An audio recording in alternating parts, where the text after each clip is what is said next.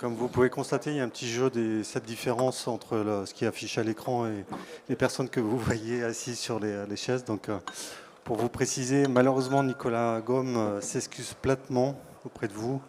Il est tombé malade cette nuit et il n'a pas pu se rendre ici parmi nous, donc il s'en excuse. On essaiera malgré tout de pallier à son absence en présentant un petit peu Space Cargo Unlimited et vous donner un peu une image et à sentir le potentiel du projet. Première modification. Barbara Belvisi, qui devait être présente aussi, est partie, je crois, aux États-Unis pour des questions de financement, je crois. Et donc, du coup, Tim, son bras droit, lui succède sur cette table ronde. Donc, il vous en dira deux mots et surtout, il vous parlera d'Interstellar Lab.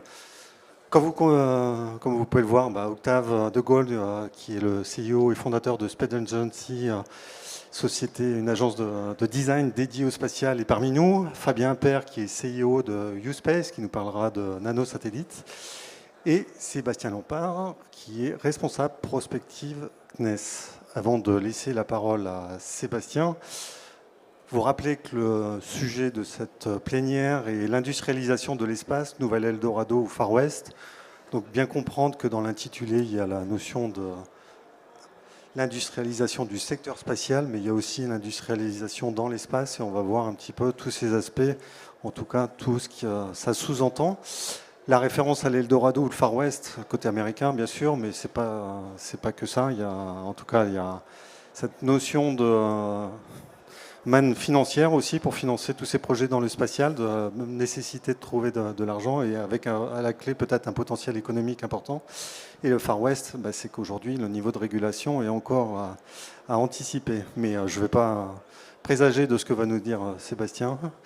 Et du coup, Sébastien, à toi la parole et de nous réintroduire un petit peu pourquoi l'industrialisation de l'espace aujourd'hui comme sujet. Très bien, merci David. Bonjour à toutes et à tous. Donc, un petit mot introductif sur ce sujet. Et d'abord, pourquoi est-ce qu'on vient vous parler de spatial, parce que ça peut vous surprendre. Le spatial, le numérique, l'IA, la robotique, ils ont aujourd'hui des liens quand même assez forts. Historiquement, le secteur spatial, il est très lié aux télécommunications et évidemment, il a suivi la numérisation des télécommunications. C'est un des premiers business privés du spatial, les télécommunications. Donc aujourd'hui, évidemment, c'est plutôt de la connectivité numérique, mais on a une infrastructure satellitaire qui est vraiment qui se développe au service de la connectivité numérique. Donc ça vous surprend peut-être pas. Ensuite, il y a les données spatiales qui relient aussi le spatial au numérique et le traitement de ces données spatiales peut nécessiter l'utilisation de l'intelligence artificielle. Alors, on a vu tout à l'heure une keynote qui nous parlait un petit peu d'utilisation d'IA pour les assurances et j'observais qu'effectivement les assurances utilisent des données géospatiales pour calculer un certain nombre de risques et de tarifs de contrats. Troisième aspect, la robotique. Mais il ne vous aura pas échappé qu'on a quelques robots dans le spatial. Alors, ce n'est pas forcément des marchés énormes, mais on a quelques robots parce qu'on ne peut pas envoyer l'humain n'importe où dans l'espace. Il y a un certain nombre de risques. Le milieu spatial est très, très hostile à l'humain. Et donc, on a des robots. Alors, peut-être les plus connus sont les rovers martiens américains Perseverance, Curiosity, mais il y a aussi de la robotique sur la Station spatiale internationale. Il y a tout un tas de sondes qui font appel à des technologies robotiques, évidemment. Voilà. Bon, ensuite, ce que j'observe, puisque j'ai suivi la conférence géopolitique de la tech hier, peut-on rééquilibrer le retard européen, etc.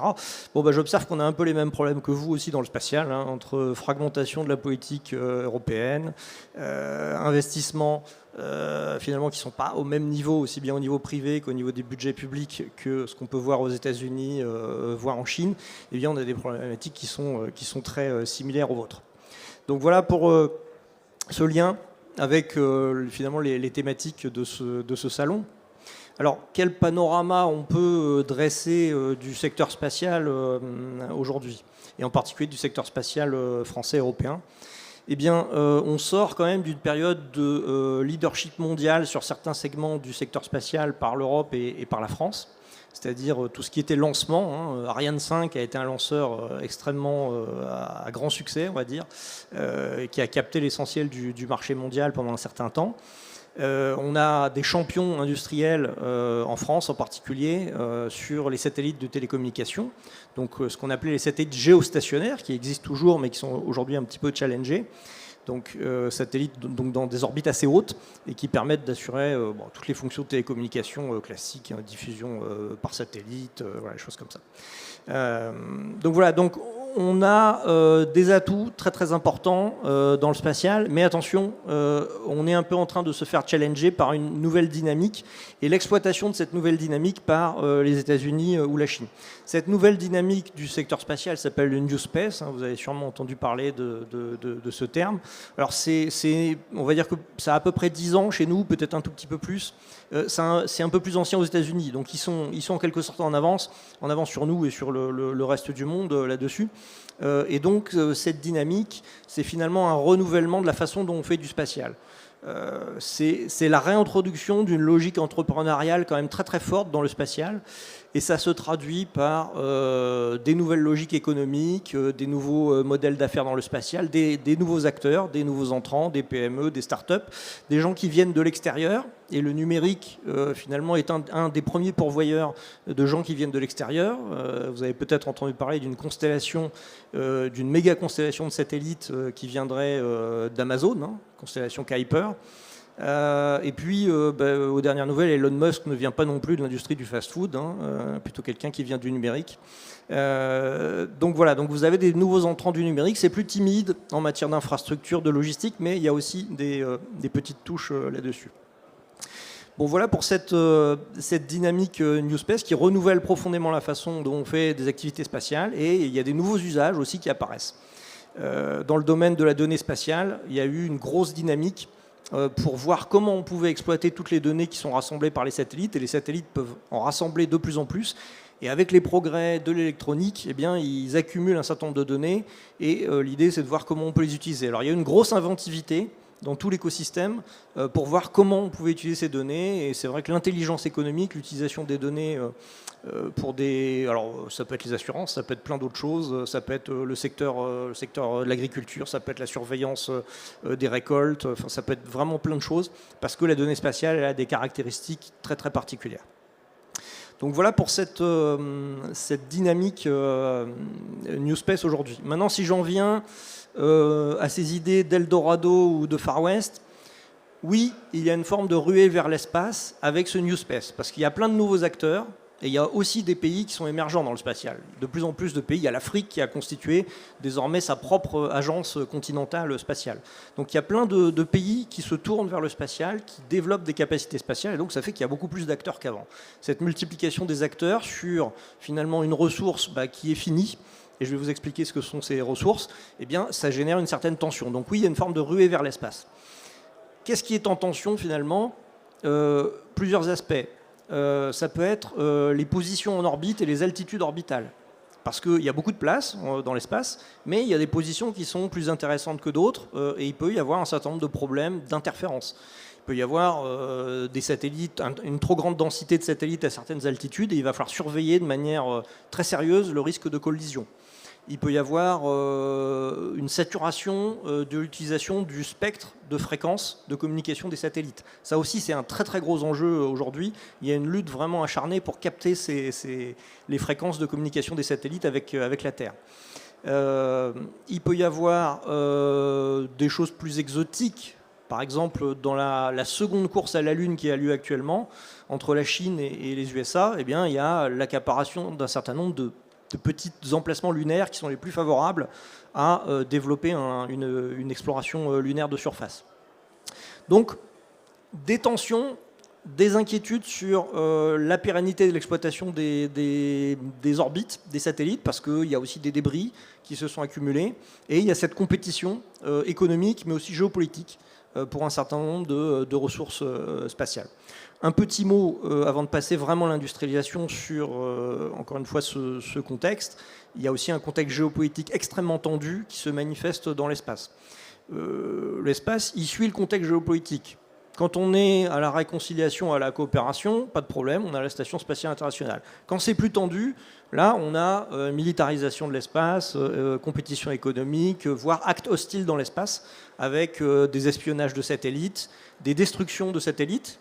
Aujourd'hui, ce sont des destructions où chacun a fait des démonstrations sur ses propres satellites, il n'a pas attaqué les autres satellites, mais on sent que ça se tend, au point qu'il y a des agences spatiales de défense maintenant, il y a le commandement de l'espace en France, il y a la Space Force aux États-Unis, et tous ces gens-là commencent à parler d'un 5e domaine de combat avec l'espace. Donc jusqu'ici, les actifs en orbite, c'était un peu tabou. Ça servait à soutenir les opérations militaires au sol, donc satellites d'observation, de renseignement électromagnétique, etc. Là maintenant, avec la guerre en Ukraine, ça s'est beaucoup tendu, et on sent qu'un satellite, ça peut devenir une cible. Sur l'industrialisation maintenant, il y a divers aspects de cette industrialisation, et en quelque sorte, bon, il y a du sens figuré et du sens propre. On va essayer de vous livrer une interprétation. Alors, c'est vrai que vous avez compris qu'il y a des nouveaux acteurs. Eh bien, il y a plus de satellites. Il y a beaucoup plus de satellites. La méga constellation Starlink d'Elon Musk, c'est 7000 satellites actifs aujourd'hui. Donc, c'est vraiment quelque chose de très considérable. C'est la majorité des satellites en orbite basse. Et il faut les fabriquer, ces satellites. Depuis très longtemps, le satellite, c'était plutôt un objet presque unique, de haute technologie, un peu artisanal. On n'en faisait pas 10, hein, c'était assez rare en tout cas. Et donc là, il faut passer à quelque chose qui est très différent. Si vous voulez lancer 7000 satellites et renouveler cette flotte pour qu'elle soit opérationnelle, eh bien, voilà. Aujourd'hui, Starlink produit 100 à 150 satellites par mois. Alors, s'il y a des grands industriels dans la salle, vous allez rigoler, quoi. Bon, c'est pas grand-chose, même si c'est un objet un peu plus complexe quand même, un satellite, que d'autres choses. Mais enfin, c'est pas non plus une série énorme, mais c'est déjà un pas très très important pour le secteur spatial. Donc, ça veut dire qu'effectivement, il faut industrialiser la production des satellites. Et donc, voilà, SpaceX utilise évidemment toutes les ressources que lui offre la modernisation industrielle, l'industrie 4.0, pour pouvoir réussir à fabriquer ces satellites. Et puis on voit également des compromis, quand on fait 150 satellites par mois, des compromis entre quelque part la production, la conception, parce qu'on veut faire des compromis et avoir un coût qui est intéressant. Et donc derrière, ça peut nécessiter de moins faire un objet vraiment très très pointu technologiquement, aux limites des performances. Donc ça, c'est un premier aspect de l'industrialisation. Il y a, je vais vous donner un exemple d'association software-hardware pour réduire les coûts. SpaceX a une constellation qui utilise des communications laser, communications optiques. Et donc, il y a des terminaux optiques qui sont embarqués sur ces satellites. Si on veut réduire le coût de ces terminaux optiques, il y en a 4, 4 fois 7000 satellites, bon, ça commence à faire. Si on veut réduire le coût, eh bien, quelque part, on va associer le software, c'est-à-dire que lorsque ces terminaux optiques doivent s'aligner dans l'espace, finalement, on va s'autoriser à ce que ça prenne un certain temps, et ça va nous permettre de relâcher, ça va leur permettre de relâcher les tolérances géométriques sur un certain nombre de pièces de ces systèmes optiques. C'est pas grave. Ils mettront beaucoup de temps à s'aligner au début, puis après, avec des algorithmes d'intelligence artificielle, eh bien, ils vont réussir à apprendre et à s'aligner ensuite très très vite. Parce que il faut voir que ces terminaux optiques sont entre des satellites qui bougent à des vitesses de plusieurs dizaines de milliers de kilomètres à l'heure. Donc maintenir un lien optique, c'est quand même pas très, très simple. Bon, j'arrête sur ce point. Donc ça, c'est une chose. Après, il faut aussi industrialiser en quelque sorte les opérations en orbite. Si vous avez 7000 satellites, sachant que l'espace est déjà menacé quelque part par des micro-débris, des collisions entre satellites, il y en a déjà eu, entre des satellites russes complètement morts et puis des satellites qui peuvent être actifs. Il y en a déjà eu, et ces collisions, elles créent des débris, et donc il y a un risque quand même de réaction en chaîne. Si vous voulez éviter ça, eh ben, il faut monitorer très sérieusement votre constellation de 7000 satellites. Donc SpaceX utilise aussi des techniques d'intelligence artificielle pour réussir et avec succès aujourd'hui, à éviter les collisions. Donc utilisation d'intelligence artificielle pour optimisation, parce que ces manœuvres d'évitement de collision, elles coûtent du potentiel aux satellites. Donc si on veut les réduire, eh bien, il faut évidemment optimiser un peu tout ça. Il s'agit d'optimiser les opérations de lancement aussi, parce qu'on a beaucoup de satellites à lancer. Donc SpaceX lance tous les 2 à 3 jours aujourd'hui, c'est quand même considérable. SpaceX lance plus que les soviétiques à l'époque de la guerre froide. Il y a eu un pic dans les années 80 de lancement de satellites qui était lié à la guerre froide. Et aujourd'hui, pour des raisons commerciales, donc on est à plus de satellites que ce qui était lancé ce qui était lancé pendant la guerre froide. Voilà. Dernier aspect de l'industrialisation, c'est les perspectives de production en orbite. Aujourd'hui, il y a peut-être pas des perspectives vraiment d'industrialisation massive en orbite, mais il y a les prémices d'activités de nature industrielle en orbite avec de la fabrication en orbite. Pour l'instant, c'est de la recherche. Ce qui se fait, c'est de la recherche en microgravité dans la Station spatiale internationale. Donc la microgravité, elle est intéressante parce que c'est quelque chose qu'on ne connaît pas sur Terre. Sur Terre, on a la gravité. La microgravité en orbite, dans la Station spatiale internationale, ça vous transforme la physique. Et donc, ça vous permet de faire d'autres choses, d'imaginer des produits très très performants ou des choses comme ça. Donc, il y a ces perspectives un jour de fabriquer des produits en orbite. Alors évidemment, on ne peut pas fabriquer n'importe quoi, parce que s'il faut le ramener sur Terre, bon, il faut l'emmener, il faut emmener la matière première, il faut fabriquer, il faut ramener, c'est lourd, c'est embêtant. Donc, il y a peut-être des segments où c'est plus intéressant, comme par exemple les produits pharmaceutiques, où ça pèse pas très lourd. Donc on n'est pas encore sur de la fabrication massive, mais enfin, si vous faites une société de fabrication pharmaceutique en orbite me disait moi si je fais 1 gramme de principe actif, c'est 1000 doses, donc quand même c'est intéressant, il n'y a pas besoin que ce soit très très lourd. Bon. Donc il y a ces perspectives-là, et on pourra en parler autour de la table. Et puis il y a l'idée de construire aussi de plus grandes infrastructures dans l'espace, parce que tout simplement on va pouvoir avoir la capacité de le faire. Il y a un certain nombre de choses qui sont toujours restées bloquées parce que c'était trop cher et trop lourd à envoyer en orbite. Tout ce qui est concept de centrale solaire, tout ce qui est grand télescope scientifique à assembler en orbite, tout ça c'est resté dans les cartons, parce que ça coûtait beaucoup trop cher et on ne le voyait pas. Et là, on voit arriver des perspectives de lancement super lourds à bas coût, et ça devient vraiment intéressant. Merci beaucoup Sébastien d'avoir posé les bases du sujet, et on va rentrer dans le concret sur un cas très particulier qui est les nanosatellites et surtout les constellations de nanosatellites, ce qui implique la notion aussi d'industrialisation, et on a la chance d'avoir U-Space comme acteur national sur le domaine. Donc Fabien, je te laisse nous parler un petit peu constellation, nanosatellites et puis industrialisation. Oui, bonjour à tous. Donc Fabien Appert, je suis le cofondateur et président de la société U-Space. U-Space est une société de construction de petits satellites, nanosatellites et microsatellites pour les opérateurs de constellation. Alors nous, ce qu'on appelle petits satellites dans le monde du milieu spatial, sont des satellites dont la masse se situe entre quelques kilogrammes jusqu'à 200 kilos. C'est ça la gamme des nanos et des micros. Et en termes de taille, ça va de la taille d'une boîte à chaussures à la taille d'une machine à laver. Et les constellations, qu'est-ce que c'est? On en a déjà un petit peu parlé. C'est à partir du moment où on vient mettre en orbite plusieurs satellites du même type, répartis suivant une géométrie particulière autour de la Terre, et qui va servir à rendre un service sur Terre. Alors il y a les cas très connus du grand public qui sont les méga-constellations de télécommunications. Donc là, on est vraiment sur un cas d'usage très précis de télécommunications. Mais à part celui-là, qui est d'ailleurs celui que nous, à U-Space, on ne vient absolument pas adresser parce que ça demande des satellites qui sont beaucoup plus gros que ceux qu'on fait, il y a tout un panel de cas d'usage qui nous servent, nous, au quotidien sur Terre. Des cas d'usage d'observation de la Terre, de prise d'image de la Terre, qui peuvent servir pour les militaires, mais qui peuvent aussi servir pour du suivi de catastrophes naturelles, pour de la cartographie. Il y a des cas d'usage de détection du CO2, détection du méthane, pour pouvoir surveiller les différentes émissions de ces gaz à effet de serre. Il y a des cas d'usage de navigation, bien sûr, ça tout le monde le connaît, avec les puces GPS ou Galileo qu'on peut avoir dans nos téléphones.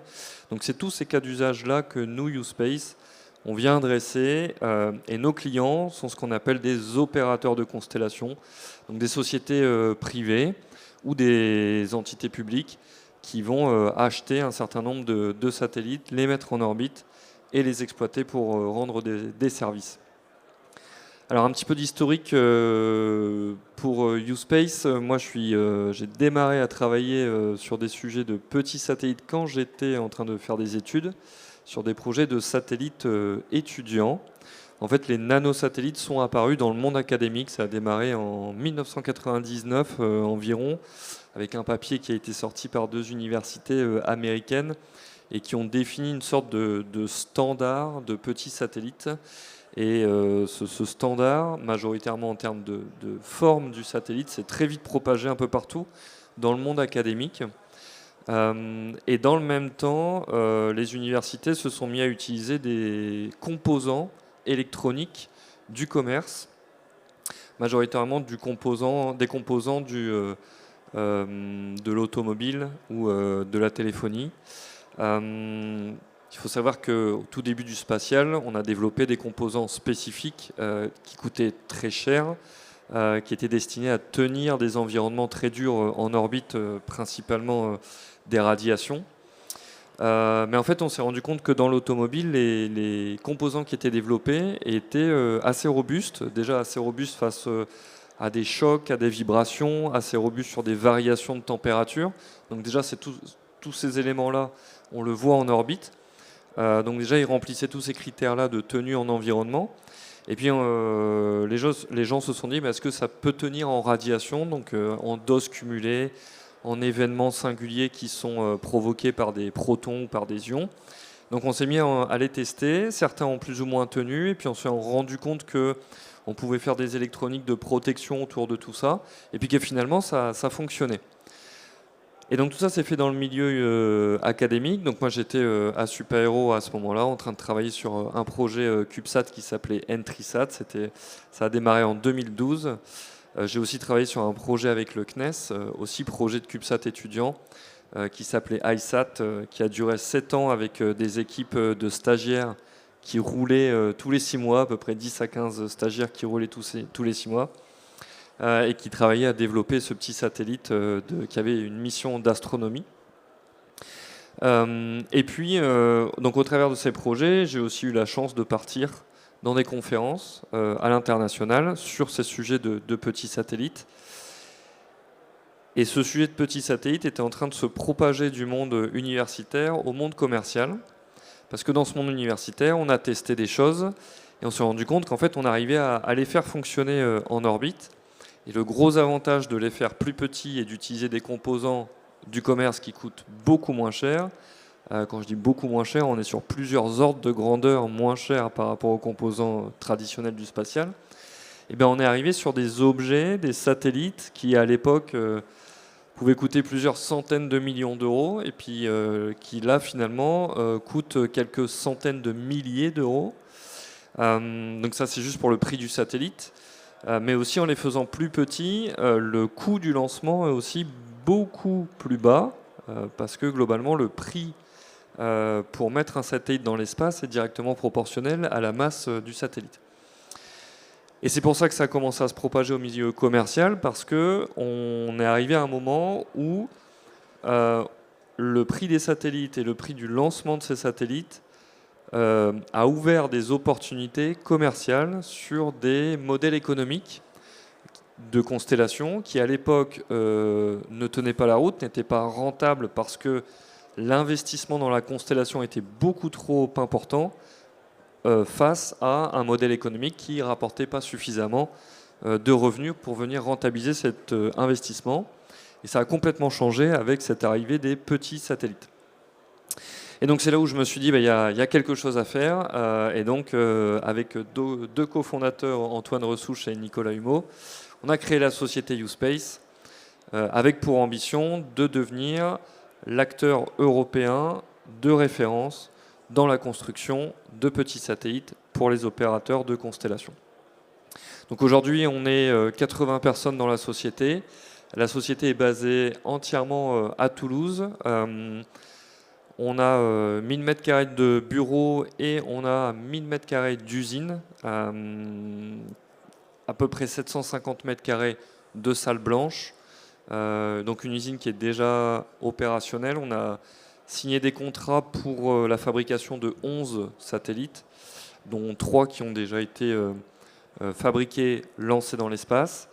Avec le CNES qui nous a fait confiance, qui a été notre tout premier client de confiance sur notre premier contrat de fabrication de notre tout premier satellite. Le contrat a été signé en 2019 et le satellite a été tiré en 2023.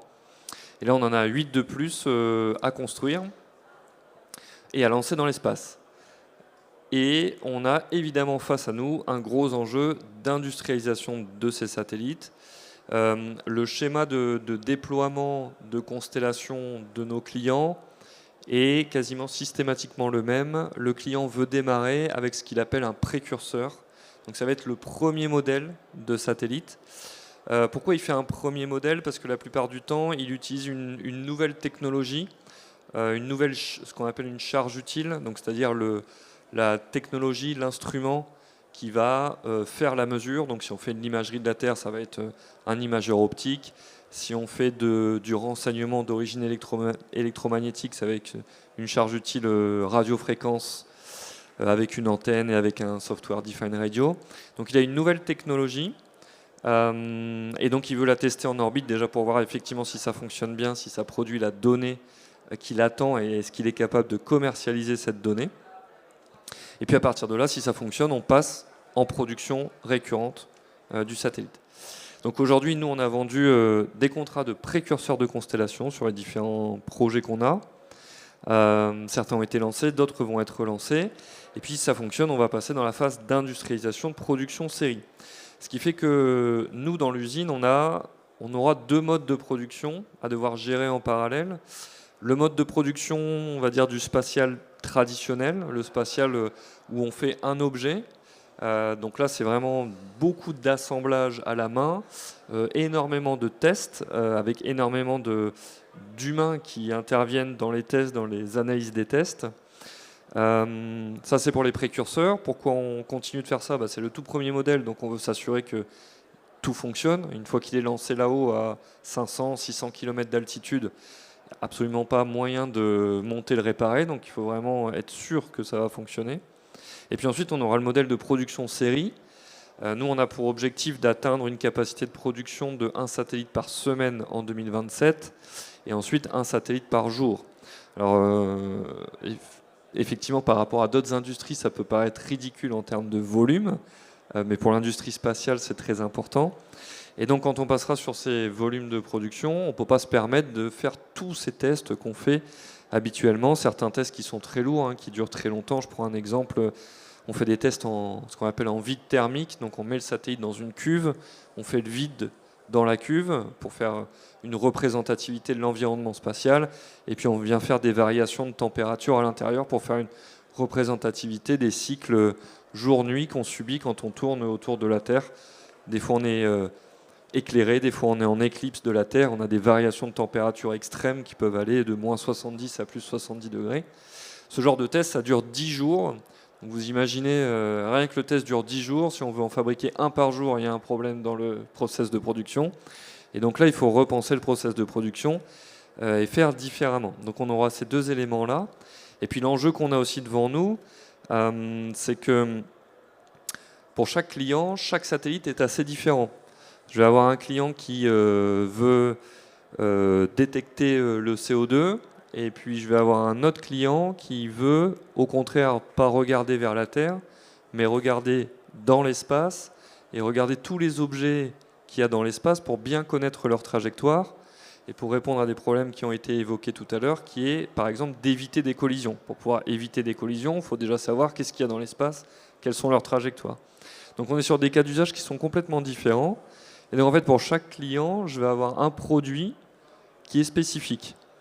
Sauf que pour avoir un modèle économique rentable, on ne peut pas aller faire du sur-mesure systématiquement pour chacun des clients. Il y a des notions de compétitivité par rapport à de la concurrence, il y a des notions de rapidité de fabrication des produits quand même.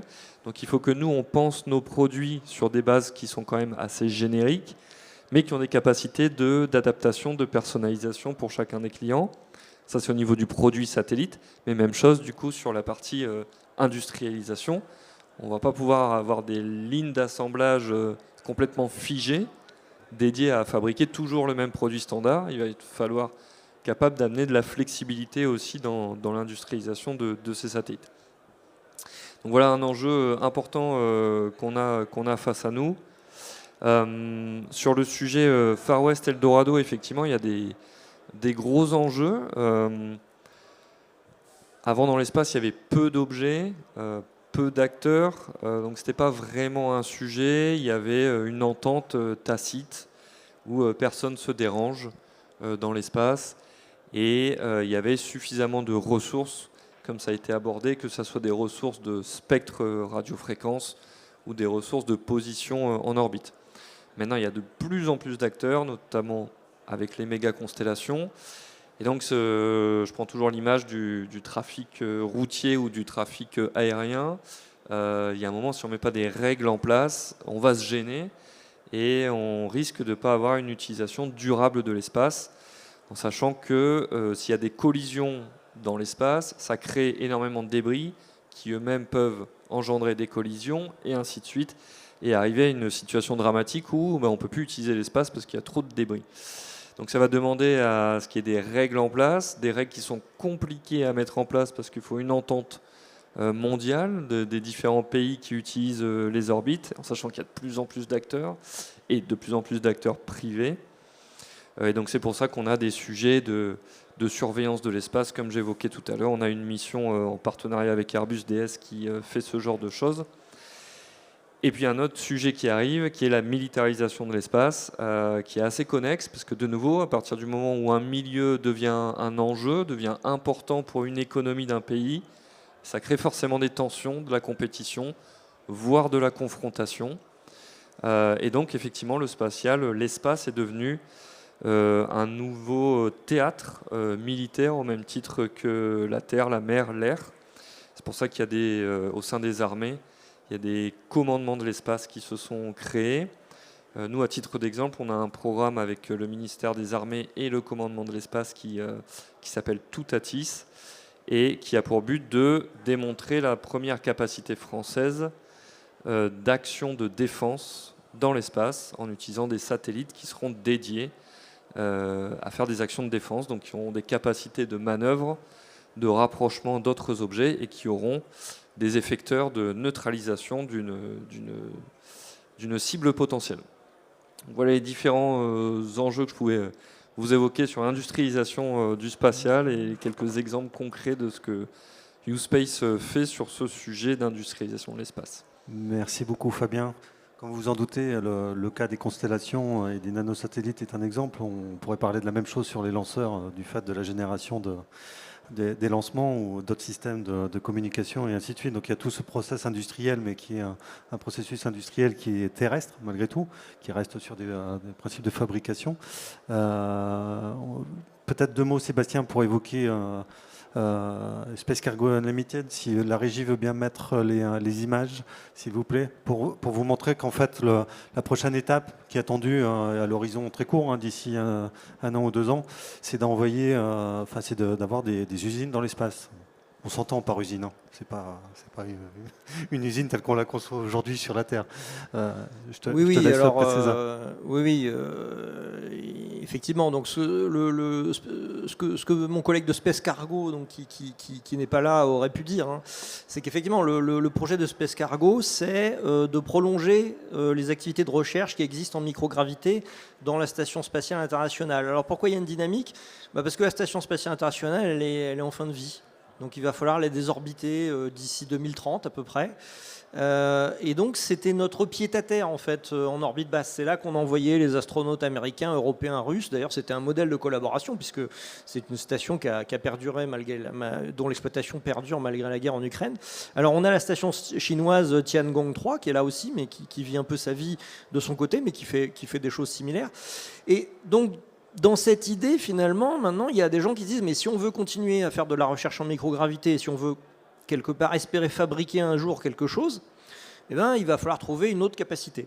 Et donc, ce que vous voyez là, c'est donc un véhicule qui s'appelle Rev One, qui est finalement le véhicule dans lequel Space Cargo projette d'emmener des expériences en orbite basse pour faire soit de la science, soit de la fabrication. Donc la seconde image, c'est en quelque sorte le compartiment dans lequel seraient hébergées les différentes expériences de Space Cargo. Et l'idée, c'est que ce véhicule y revienne. Alors Space Cargo ne fabrique pas le véhicule lui-même, parce que ça, c'est un gros investissement. Donc ce véhicule Rev One, finalement, c'est une déclinaison d'un véhicule qui est développé par l'Agence spatiale européenne, qui s'appelle le Space Rider. Donc il y a un prototype qui a volé il y a quelques années, qui s'appelait XV, pour démontrer la rentrée, parce que l'idée, c'est que tout ça revienne.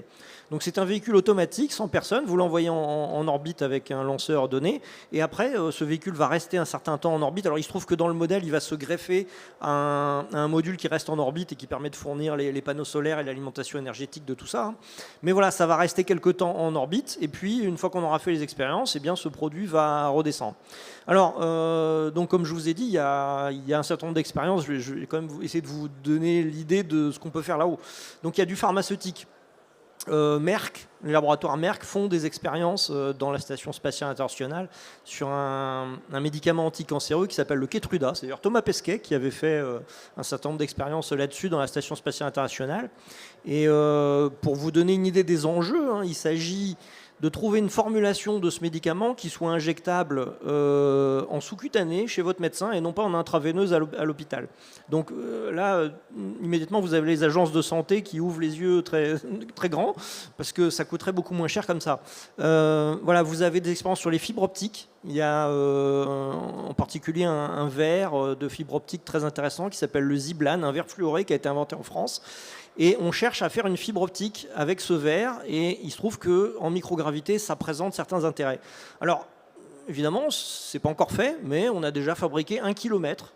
La fibre optique, c'est intéressant parce que ça se roule bien, en fait. Donc c'est quand même très très intéressant parce que ça prend pas beaucoup de place dans l'espace. Si vous nous dites qu'il faut fabriquer 1 tonne de super alliage, là, on est un peu plus embêté. Voilà. Mais pour certains produits, ça s'adapte très bien. Donc voilà, cette box là qui s'appelle Bento Box, elle permettrait d'héberger un certain nombre d'expériences. C'est pas de la science-fiction, hein, comme je vous ai dit, il y a des choses qui se font déjà dans la Station spatiale internationale. Il y a d'autres sociétés, il y a Space Pharma aussi qui fait des expériences pharmaceutiques en orbite, soit dans la station spatiale, soit avec des tout petits satellites. Et dans ce cas, ça revient pas toujours, ça dépend, hein, mais pas grave, vous transmettez les données, les résultats d'expérience au sol. Voilà. Merci d'avoir assuré la relève pour Nicolas. En tout cas, vous pouvez vous projeter aussi sur la dimension d'automatisation et de robotisation qu'il peut y avoir dans ce type de box. Alors exactement, Space Cargo n'est pas le seul, il y a d'autres sociétés comme Alatir, mais ils sont tous très intéressés par de la robotique intravéhiculaire. Intravéhiculaire, ça veut dire à l'intérieur d'une structure. Parce que quand vous êtes dehors, dans le milieu spatial, quand vous avez des bras sur la station spatiale, des grues, c'est déjà un peu plus chaud en quelque sorte. Mais là, vous êtes à l'intérieur, mais vous êtes quand même en microgravité. Donc voilà, ça c'est un enjeu, parce que l'idée c'est d'envoyer personne, parce que ça va coûter plus cher d'assurer la sécurité pour les astronautes. Et alors par exemple, la NASA facture 1 heure de temps de travail d'astronaute pour une société privée, hein, c'est $130 000 de l'heure aujourd'hui. Alors c'est sûr que vous hésitez un petit peu plus avant de monter l'expérience. Voilà. Oui, ça c'est avant la prochaine étape. C'est-à-dire que si vous poussez le raisonnement, et aujourd'hui là on est sur du moyen terme dans la production dans l'espace, si on va un peu plus loin, on rentre dans la notion d'exploration pour le coup, où on va avoir ces infrastructures. On est déjà sur les stations orbitales, on parle aussi d'usines spatiales, on est aussi sur du tourisme spatial, donc avec des infrastructures d'accueil et ainsi de suite. Donc on commence à réfléchir aussi sur une vie dans l'espace et voir sur... certains qui ont déjà pour mission d'aller sur Mars, mais d'ici là sur la Lune ou sur Mars, ça implique de réfléchir aussi la place de l'humain, parce que malgré tout l'humain devra avoir son rôle pour installer ces différentes étapes-là. Et pour le coup, Octave, tu vas peut-être nous resituer un petit peu l'humain dans cette conquête spatiale. Avant de reparler industrialisation, il faut d'abord que l'humain il soit pensé aussi dans ce milieu-là.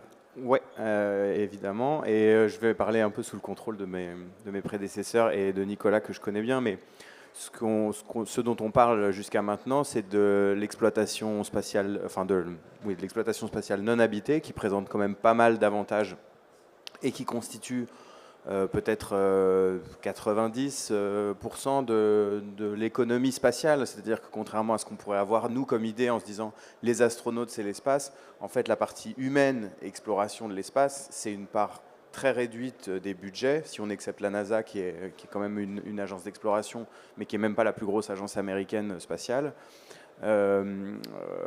L'exploration humaine, elle est importante pour nous, grand public, elle a beaucoup de sens. Elle doit continuer, mais elle constitue quand même une part assez ténue de ce Far West, de cet Eldorado dont on parle. Et c'est sûr qu'avec la mise à la retraite, on va dire aimablement, de la Station spatiale internationale, qui a excédé la durée d'utilisation qui avait été envisagée, ou pas envisagée d'ailleurs, mais en tout cas qui a largement excédé son rôle. Il y a toute une partie on va dire, de l'économie spatiale qui se tourne vers la recherche robotisée parce que l'heure d'astronaute est chère, mais elle est chère parce qu'elle est complexe. En fait, soutenir la survie de personnes en orbite, c'est très compliqué. Il y a des systèmes de support vie, il y a évidemment des ressources à faire amener pour renouveler l'alimentation, etc. Enfin, donc, en gros, c'est très complexe de maintenir des personnes en orbite. Donc il y a toute une partie de l'industrie, et notamment de la recherche, qui dit on peut réduire ses coûts en supprimant l'humain de l'équation, à juste titre.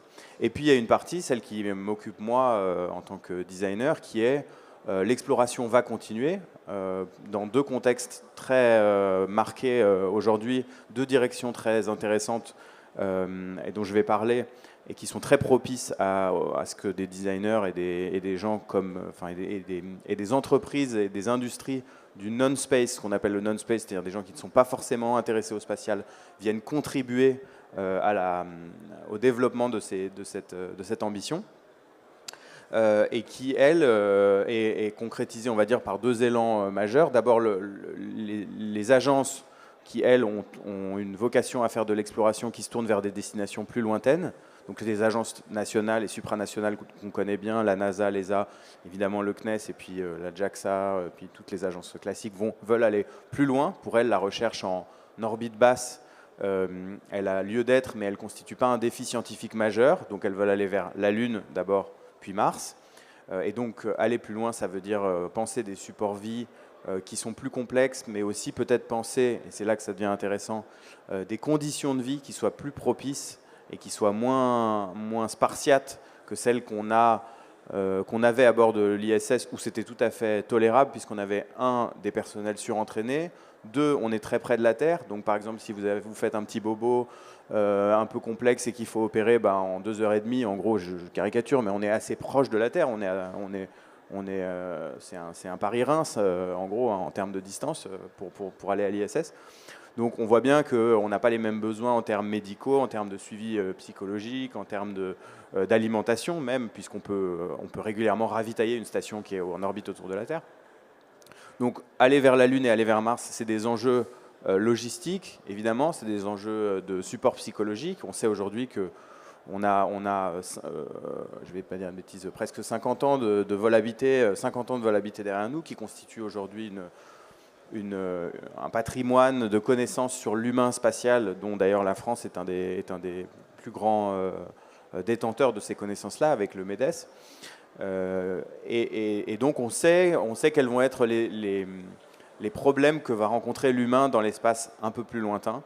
Et ma conviction, et la conviction qui est portée aujourd'hui par le CNES, qui me fait confiance sur un certain nombre de sujets, et puis par d'autres agences, je travaille et je vais remettre ça en perspective avec donc des agences privées américaines et l'agence spatiale française, et puis des acteurs du non-space, c'est que le design, donc la science de travailler les interfaces entre des usages humains et des technologies ou des techniques, comme ça a été le cas, le design est né à l'interface entre la technique et les usages humains, est une science qui a beaucoup à faire pour améliorer le confort.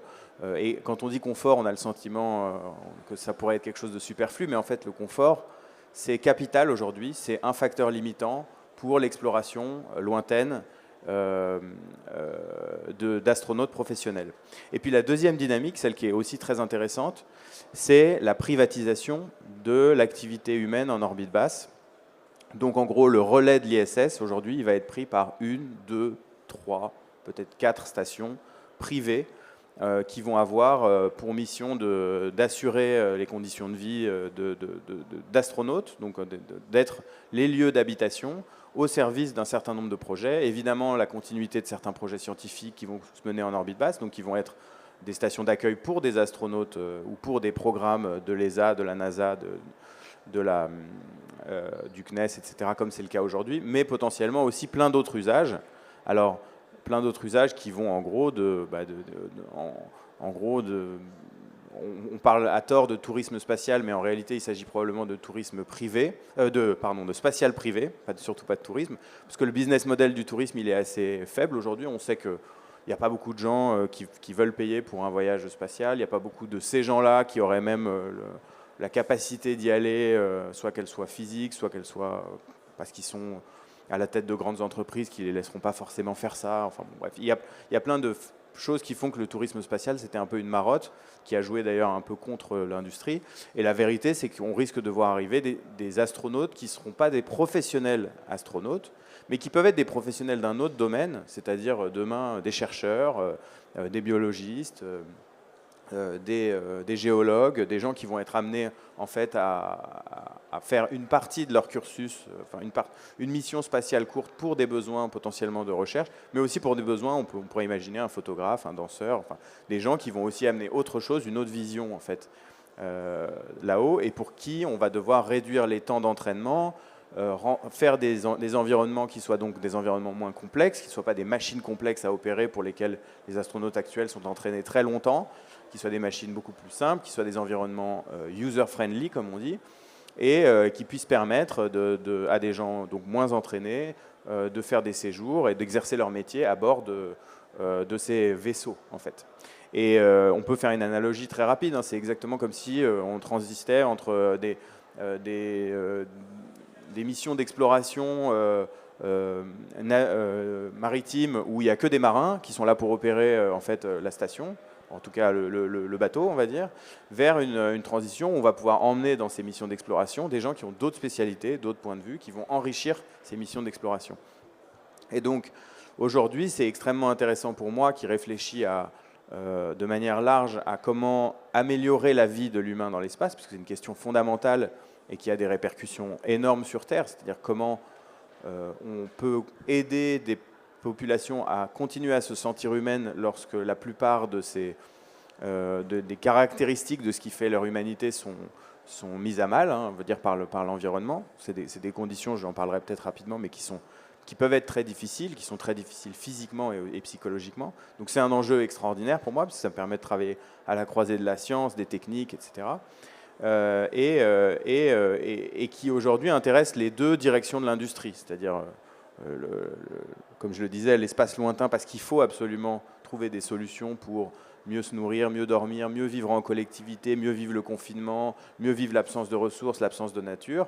Et puis, évidemment, l'orbite basse, donc les stations Axiom, VAST, les stations Voyager, voilà, qui seront les stations du futur, où là, il faut pouvoir accueillir des gens qui sont moins formés, qui ne sont pas des astronautes de métier, en fait, et qui vont pouvoir vivre. Voilà. Et je suis ravi d'être ici pour parler d'industrie, puisque contrairement à, donc vous l'avez compris, hein, le gros de l'industrie spatiale, c'est pas moi, c'est les satellites, c'est ce changement de paradigme entre une époque un peu artisanale de la télécommunication et aujourd'hui un changement d'échelle qui impose d'abord une compétition énorme. On voit énormément d'acteurs qui sont là pour répondre à ce besoin-là. Et puis une place limitée. Donc le côté industrialisation Far West, il est un peu moins dans la partie exploration humaine. Néanmoins, il est très intéressant pour moi puisque la mission que je me suis fixée, c'est de faire le lien entre une industrie spatiale qui a un savoir-faire très pointu, qui est de spatialiser des humains en sécurité, et toutes ces industries autour de nous, dont on ne mesure pas forcément à quel point elles sont indispensables à notre confort de vie, et elles sont instrumentales dans la contribution qu'elles font à notre équilibre et à notre vie. Et elles existent dans le domaine de la médecine, dans le domaine de l'hygiène, dans le domaine de la cosmétique, dans le domaine de la nutrition, de la gastronomie, dans le domaine de la convivialité. Et donc, l'objectif de mon agence, donc on est la première agence véritablement à se spécialiser là-dedans. Et se spécialiser là-dedans, ça veut dire déployer énormément d'énergie pour être compatible avec une industrie spatiale qui demande des garanties considérables en termes de, c'est pas à vous que je vais dire ça, mais justement de qualité d'industrialisation. Donc on est la première et la seule agence à être assurée et certifiée pour faire du matériel spatial. et la première agence à avoir d'ailleurs envoyé un objet culturel, un artefact culturel très récemment à bord de l'ISS, puisqu'on a envoyé la première bouteille de champagne spatiale. Projet qui fait facilement sourire, mais qui a retenu l'attention du CNES il y a quelques années, qui nous a dit, donc on travaillait avec une maison de champagne, la maison Moum, le conseil interprofessionnel des vins de champagne, enfin tout ce qu'il faut, la région, etc., pour dire qu'est-ce qu'un rituel de champagne si on le projette aux frontières ultimes de l'humanité, à quoi ça ressemble. Et donc nous, on a travaillé à ce rituel-là, et on a tellement priorisé le rituel sur la solution technique. En fait, c'est ça, c'est un dialogue avec des ingénieurs. Les ingénieurs vont avoir des solutions qui sont souvent des trade-offs par rapport à ce qu'on pourrait attendre d'un rituel culturel. Et nous, on a gardé un cap comme ça qui a permis vraiment de créer un rituel où on emmène finalement très peu d'alcool, mais la célébration, l'expérience qu'on va en faire est quelque chose de très très intéressant pour les astronautes. Et c'est à ce moment-là que le CNES est venu nous voir en disant « Mais attendez, vous êtes en train de faire un rituel culturel de célébration exceptionnel dont on sait qu'il est indispensable dans la plupart des milieux confinés qu'on a étudiés, c'est-à-dire les bases arctiques, les sous-marins, etc., et dont on sait qu'il va être probablement une chose très importante dans les missions vers Mars, vers la Lune, etc. C'est-à-dire comment périodiquement on peut, avec un tout petit geste comme celui-ci, permettre à ces équipages qui sont en apnée, en fait, en réalité, de très très loin de la Terre, sans aucun lien avec la Terre, on peut leur permettre de connecter avec un rituel qu'ils connaissent, qui a une portée un peu universelle, et qui leur permet, je ne sais pas, au moment de Noël, sur un anniversaire de mission, un nouvel an, de se reconnecter comme ça à leur humanité. Et donc le CNES nous a rejoints à ce moment-là dans ce projet-là, et avec beaucoup de vision, puisque côté NASA, on a beaucoup dialogué avec eux. L'alcool est un problème, alors que côté CNES, vous avez su voir le potentiel, on va dire, de convivialité que ça apportait. Et puis voilà, et puis évidemment, on ne travaille pas que sur des projets comme ça, mais on s'est fait la spécialité de travailler au croisement en fait, d'industries qui n'ont rien à voir avec le spatial, mais qui ont potentiellement beaucoup à apporter. Et par exemple, en ce moment, on travaille sur la cuisine, le futur de la cuisine dans l'espace. Donc on a signé un accord avec la station Axiom pour développer leur cuisine, ce qui est un enjeu extraordinaire, parce que d'abord, ça veut dire qu'ils font confiance au savoir-faire français. C'est ça que nous, on a apporté, en disant on a tout un écosystème d'industriels, de connaissances, de spécialistes de la nutrition, un bagage aussi, je parlais du MEDES scientifique sur la nutrition des astronautes, une tradition comme ça très importante en France de ça, mais on a aussi plein d'industriels en France qui sont capables aujourd'hui de contribuer à cet effort-là. Et quel est l'intérêt de ces industriels? Et peut-être que je conclurai là-dessus. Quel est l'intérêt de ces industriels? Ces industriels, on va leur demander d'inventer des solutions pour un endroit où on ne peut pas faire la vaisselle, par exemple, ou pour un endroit où la ressource en énergie est très limitée, ou pour un endroit où on ne peut pas produire de déchets, par exemple. Tout ça, c'est les contraintes d'une station spatiale. Et donc derrière, il y a de l'innovation technologique, il y a des brevets sur du nettoyage, des ressources limitées, une utilisation de ressources limitées, etc. Des brevets qui correspondent à des enjeux à venir sur Terre. C'est-à-dire que demain, oui, on doit utiliser moins d'énergie, on doit utiliser beaucoup moins d'eau, on doit produire aucun déchet, on doit savoir utiliser nos ressources en circuit fermé dans certains endroits du globe. Donc voilà, je terminerai là-dessus. Exactement les questions que se pose Interstellar, je Exactement, crois. je voulais quand même tendre un peu le... Et du coup, la régie, si vous pouvez passer aussi les slides pour illustrer ce que fait Interstellar. Non mais parfaite transition, merci, merci Octave. Bonjour à toutes et à tous. Je vais essayer de faire... Il nous reste combien de temps 8 minutes. 8 minutes, bon, je vais essayer de faire rapide.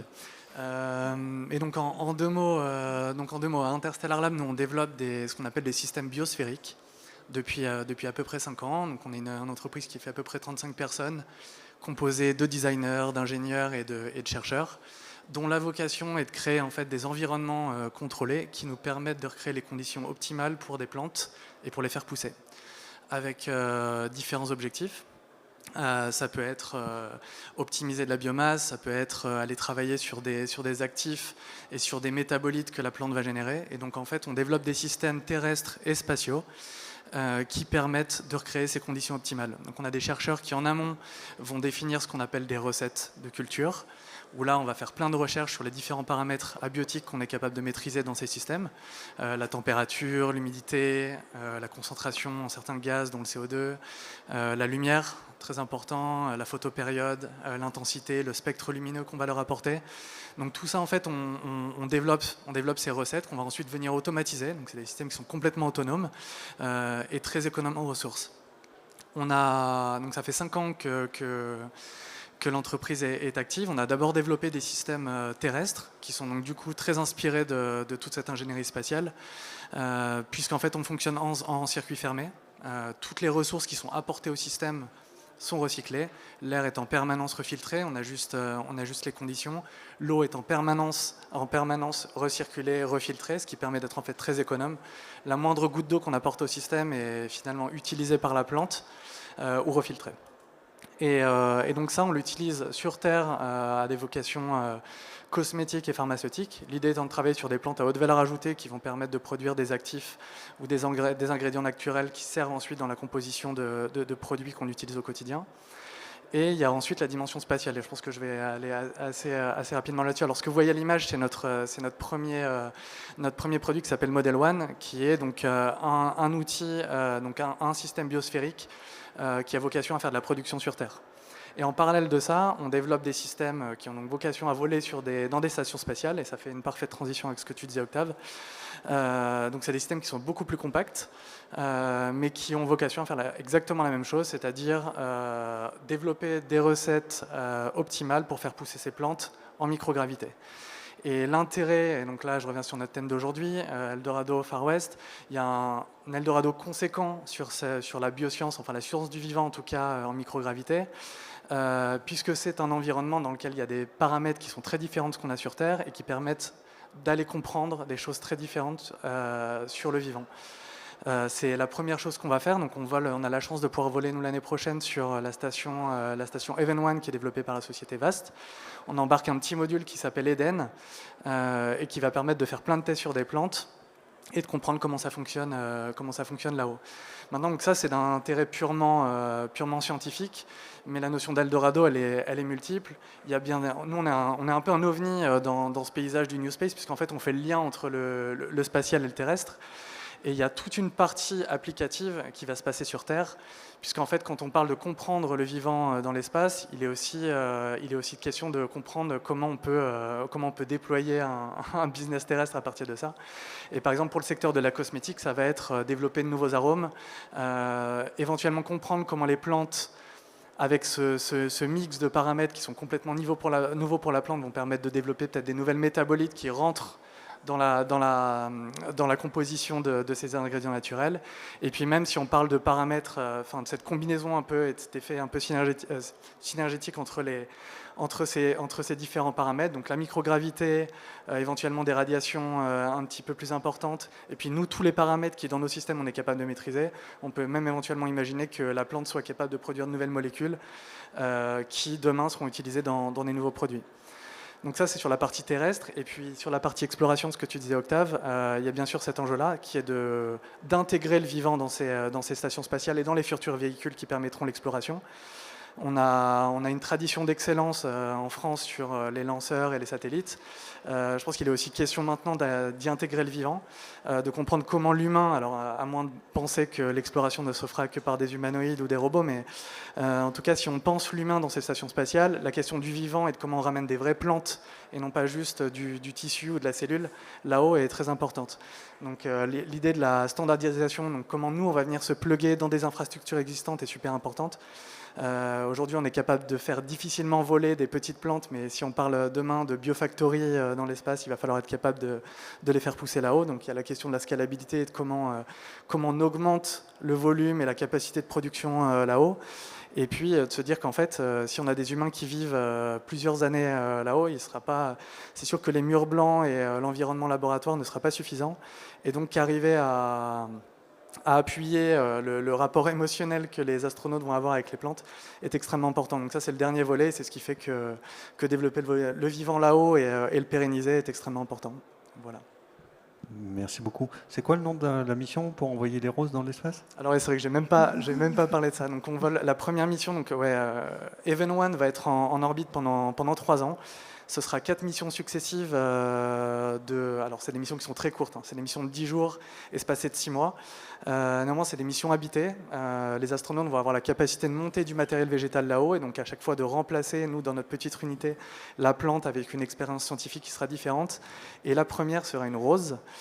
C'est en partenariat avec la Fondation Antoine de Saint-Exupéry et on fait monter une rose dans le cadre de la mission Petit Prince qui doit donc d'abord nous emmener en orbite, puis sur la Lune et éventuellement sur Mars. Voilà. Ça m'a fait un peu sourire d'avoir le Petit Prince comme mission à Lyon. Et en plus qu'Interstellar nous envoie Jim Rohn. Vraiment, vous avez coché toutes les cases pour être pertinent sur le SIDO.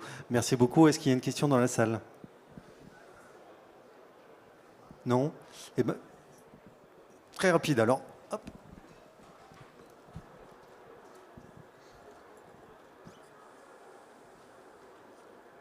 Est-ce que le champagne a été bu? Alors, comme je disais, pour le coup, il y a une petite négociation avec la NASA sur ce sujet. Donc, l'alcool est interdit à bord de la Station spatiale internationale. Néanmoins, moi qui ai bien étudié les choses, au moins tous les Français sont partis avec du vin. Et puis donc déjà, ça veut dire qu'il y a quand même eu un peu de consommation. Tous les Russes avaient du cognac en standard dans leur équipement, ce qu'ils appellent du cognac, qui est en fait une vodka russe. Hein. Non, mais blague à part, cette première mission, elle avait pour objectif de démontrer notre capacité à assurer la chaîne logistique. Et la chaîne logistique, c'est partir de Reims, où on doit embouteiller dans une bouteille en verre du champagne conformément aux règles de l'AOC, et arriver dans la Station spatiale internationale en étant passé par Toulouse dans les salles blanches, Houston en cargo bay, la Floride où il y a des écarts de température de dingue, etc. Donc cette première mission, elle avait pour but de démontrer notre capacité et on l'a réalisée avec Comat, qui est un acteur extraordinaire de l'industrie spatiale française, qui presque fait le lien entre tout le monde ici. Je pense que tout le monde travaille ou connaît, vous travaillez peut-être avec Comat. C'est des gens qui savent faire du satellite, de la microgravité, etc. Donc très rapidement, voilà, ils n'ont pas ouvert cette mission, mais on a 3 missions qui sont signées en partenariat avec Axiom.